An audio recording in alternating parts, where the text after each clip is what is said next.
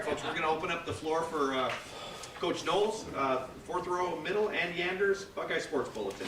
Yes, Coach. I know you said safety blitzes were one of the things that were kind of on the back burner. Saw a couple of those with Lathan against Indiana. Kind of what led you to incorporate those into the game plan, and then what you saw on those plays. Yeah, I mean, it allows him, our safeties, to be aggressive. I mean, they're doing a good job of figuring out the plays and where they fit. I just think it allows us to play offense on defense more. Guys are getting more comfortable with the system. That's a part of it, and we're going to continue down that path. Third row left, Dan Hope, 11 Warriors. Jim, Ty Hamilton started for you guys the last couple of games. Just what have you seen in him that you like that's made you want him to play more? Ty's like a cold-blooded gentleman, I guess I would say. And that you like quiet, good smile, but he's just really tough inside, and he's athletic, and I've seen him use his hands and get off blocks, you know, and make plays. So not only hold point, but I've seen his hand skills really developing, and you know, he's earned more playing time. Front row right, Austin Ward, Rivals, 97.1. Jim, Tommy would obviously never acknowledge or complain about the hand and the cast there. How big of a deal do you think that is for him? He's still obviously productive and out there for you quite a bit. Does it limit him at all, tackling or anything else out there? You know, yeah, I mean, it's part of the game, but you know, the toughest guys don't let it limit them, you know, and he's one of them, you know. So you try not to talk about it, you try not to acknowledge it, because what's the plan, right? I mean, it's just, you know, a couple things you can do with tackling that I have talked to him about, you know, going lower, roll tackling, you know, using more of a single leg with the, you know, with the torque and sliding your arm through the leg. I mean, there are a couple things you can talk about, but for the most part, you just play through it, and Tommy's great about it. Front row middle, Bill Rabinowitz, Columbus Dispatch. You got Cam Brown back last week and Jordan Hancock back. How much of a lift does that give you? How do you think they played? It's a big lift. You know, those are guys we had planned to be with us from the start, so it's good to have them back.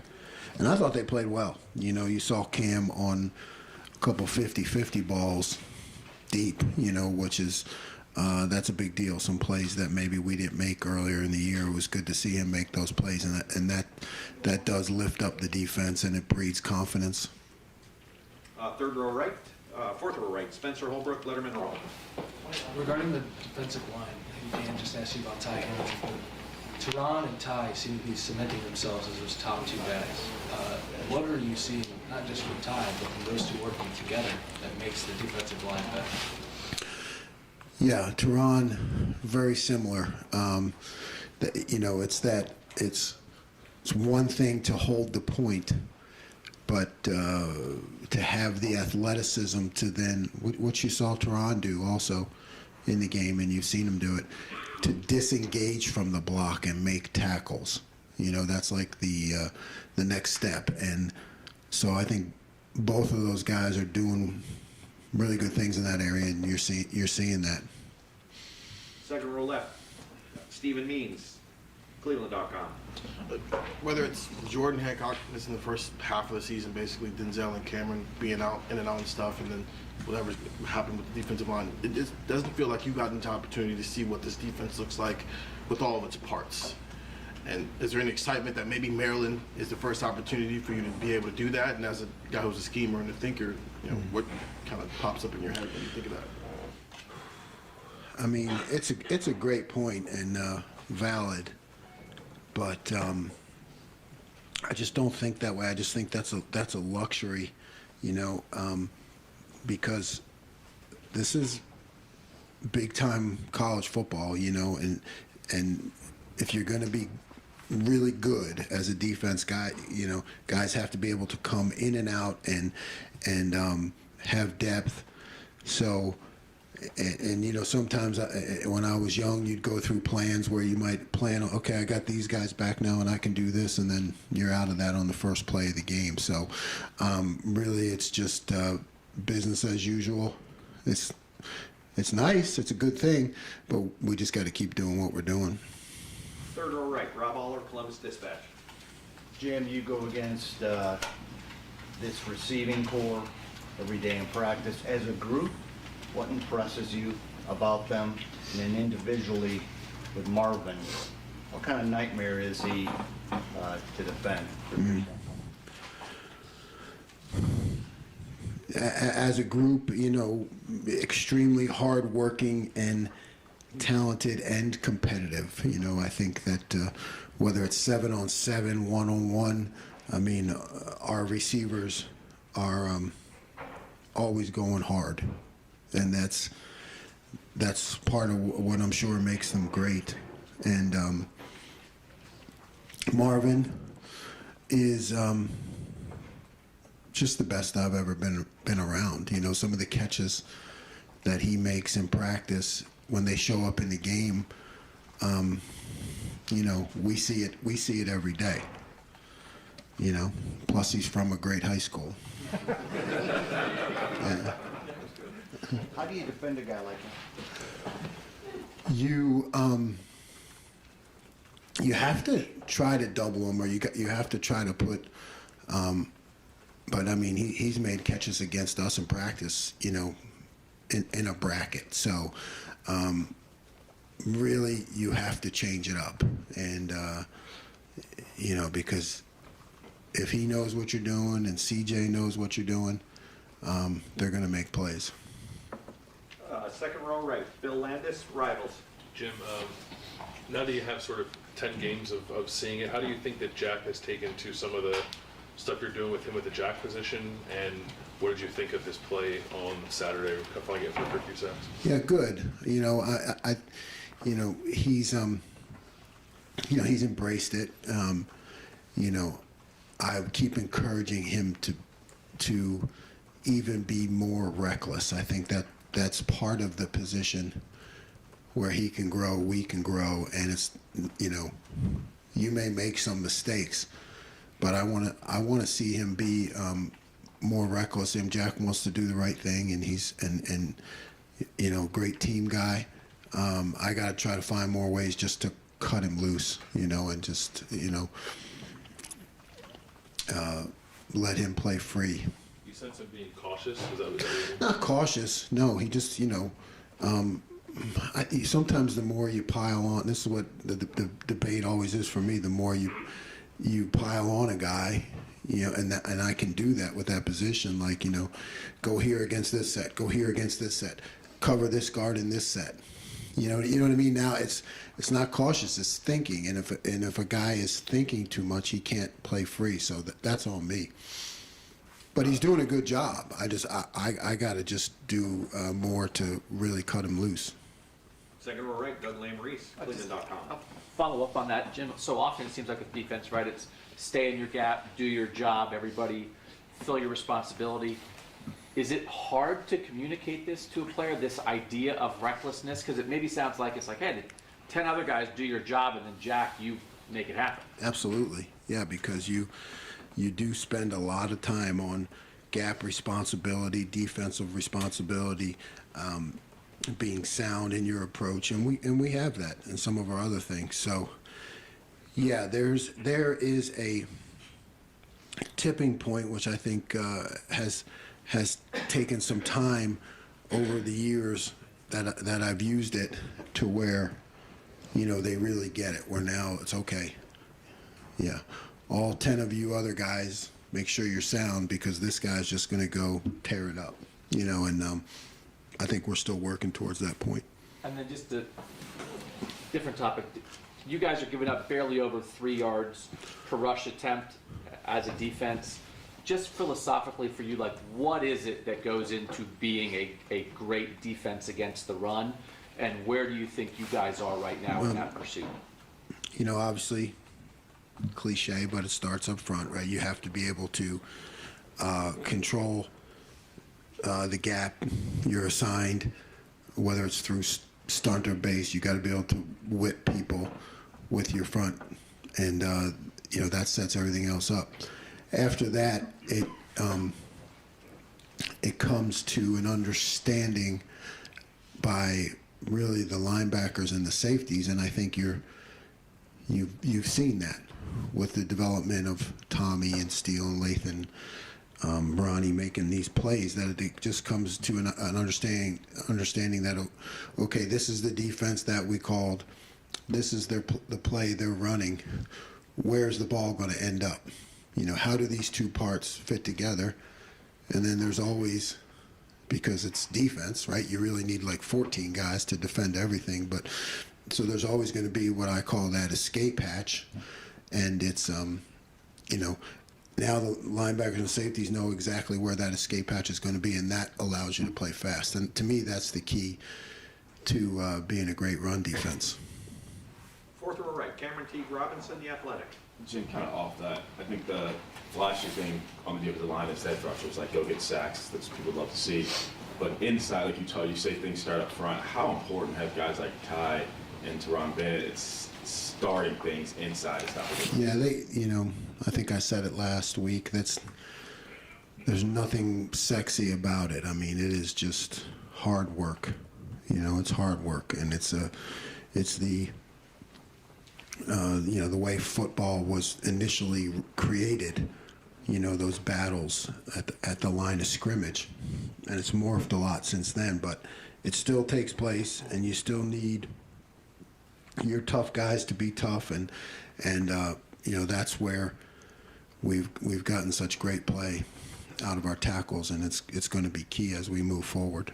When you're able to make strong interior play with really good edge rushers, as defensive coordinator, how much does that allow you to open up and freely kind of change how you want things on the backside? Yeah, it gives you a lot of flexibility, because if you're not right, you try to be right all the time, but if you can't be right, that, and you're releasing people, from maybe their run responsibility because you have some tackles that can just whip people and make plays, that helps a lot in play calling. Second row left, Steve Helwig, 24/7 Sports. Yeah, Coach, somebody averaged out the offenses you guys have played through 10 weeks, and the average national ranking is 93rd. And some of these teams we've watched have, you seem like you're struggling. Go ahead. You're struggling as much as some of these offenses have struggled against you guys to get first downs, but this changes this week. This team's in the 60s, the team you play next week's in the 20s. Just how confident are you that your team, your defense, is ready to play against two of the better offenses it's going to see all season? I'm confident, we're doing all the right things against whoever they line up in front of us. When you say that, yeah, I don't really look at rankings or anything like that truly until the end of the year, right? Because that's the only thing really when you look back and kind of see how you held up against other people. So, you just have to take it week to week with whoever you're playing, and have great habits that turn into a lifestyle, and demeanor and attitude. It's the same thing no matter who you're playing or what they rank. And if you ever look past somebody because they don't have the right ranking, you're in trouble. So I like our progress. We still have a lot of work to accomplish, but I like what we've done so far, in being ready to be relied upon and counted on when times get tough. I think that's ultimately what you want out of a defense. And Maryland, just up until the last 2 weeks, they've been pretty good on offense. Just I know Wisconsin and Penn State locked them up pretty good here the last couple of weeks. And the conditions may not have been good with the Wisconsin game, kind of like what you guys had at Northwestern. But what do you see with Maryland's offense and their quarterback? I think he's a 3-year guy. Just what can they do? Yeah, the quarterback is a really good scrambler and playmaker. Maybe a little banged up. Maybe that's just why they've struggled a little bit. But I think everything flows through him, and he's dangerous.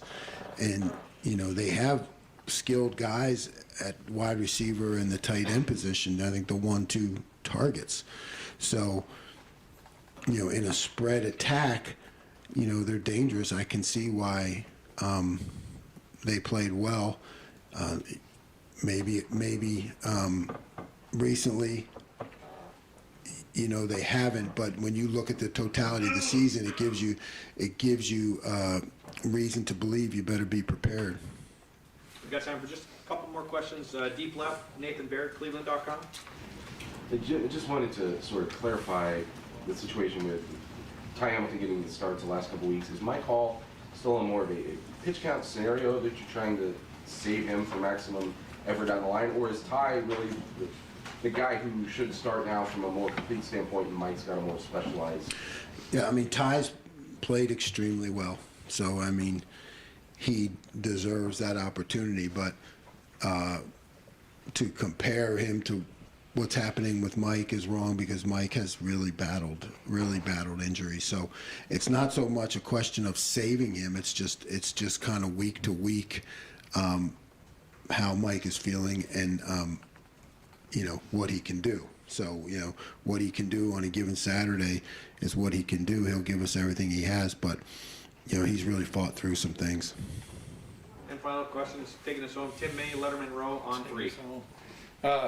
Well, first, how close did you guys come to a not perfect game, but Saturday, the one blown coverage that gives them the deep pass that sets up one touchdown, and then after that muff punt, the guys screaming to the hitch when in fact they ran an exploding, basically I call it exploding bunch there or whatever, and got the guy wide open. Were y'all that close to like that game? You understand what I'm saying? That you're looking for, and do those two plays kind of haunt you a little bit? They haunt me a lot. Yeah, until whenever you move on, you got to move on. Yeah. But they're recorded and etched forever. And they go. We'll be studying the heck out of them in the off season because they go into that explosive play category. So, they actually had 5 explosive plays. So. We say 5 or less undefeated. But they did have 5. And that reverse that they had too, which was, we had plenty of opportunities to make plays on that. So, and then they had a quarterback scramble, I know, which went for like 16, and there was one other one I can't remember. So, yeah, the post. That's right. So okay, take out those 5 plays, and then it was a good game. Yeah, that's exactly. No, everything else was pretty good. But yeah, those explosive plays, we study them, we talk about them, and you try to figure out why they happened, and so they don't happen again. But otherwise, yeah, it was pretty good across the board. Hey, Jim, I just got 2 other quickies. But they come out, like I called it, they came out in the second half with just this razzle-dazzle. We're just going to, what was that like watching that, from the press box? They've run a couple of plays that were just off the chart, you know what I mean? And what was your message down to the field of, if you could even do that, everybody settle down, blah, blah, Right, yeah, no, it's you don't do anything during the series except, maybe adjust the calls as you get the feel for it, but, credit to them for the first one. Great job by us on the second one, but I think it was Ronnie, right? Kept his eyes on his man the whole way, because those plays are tough. As the play gets extended and you got guys who are leaking out and double reverse, those are tough and really a challenge of your discipline, and Ronnie did a good job. Hey, listen, Lathan Ransom, talked about him many times in here and stuff, but is he the kind of guy you can pile some stuff on? He seems to have a feel for the game as much as he does for what his role is in it. Am I wrong about that? He's a football guy, right? So he can get what you're talking about and understand it and execute it, right? So you can ask him to do some things, just talking about something today. I was in with hey, okay, we'll just get Lathan to do this against this play, right? So you start to put more on him, as you see things develop, and you say, well, if I can just take this one guy, I can fix this problem, and he is that kind of guy. But it's still my job to make sure he plays fast. So, I mean, that's what coaches have to remember is every, maybe a little thing to me as a coach, but everything you put on a kid kind of can pile up and then lead to them not being as aggressive as fast. But he is in my mind as a guy who can handle a lot of things. I just got to be careful how much I put on him. Coach, thank you very much. Thanks, Jim.